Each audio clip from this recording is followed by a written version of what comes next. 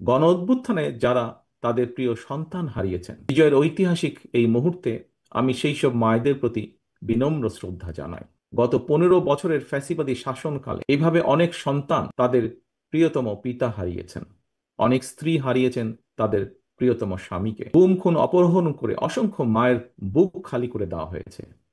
আপনাদের সন্তান স্বজনদের শহীদী মৃত্যু আর ত্যাগ তিতিক্ষায় 5ই আগস্ট আরেকটি বিজয় দেখেছে বাংলাদেশ। শহীদ পরিবারের সম্মানিত সদস্যগণ, 24-এর গণ অভ্যুত্থানে আপনার প্রিয়জন দেশের জন্য, দেশের মানুষের জন্য, গণতন্ত্রের জন্য নিজের জীবন উৎসর্গ করেছে। একজন শহীদ শুধু আপনার স্বজন নন, তিনি জাতির গৌরব, তিনি মুক্তিকামী মানুষের প্রেরণা। সুতরাং আপনাদের স্বজন হারানোর বেদনা, আপনাদের সহ্য শক্তি, সংগ্রাম এবং সাহসের প্রতি গণতান্ত্রিক আমি জনগণের পক্ষ থেকে আবারও জানাই গভীর শ্রদ্ধা ও কৃতজ্ঞতা।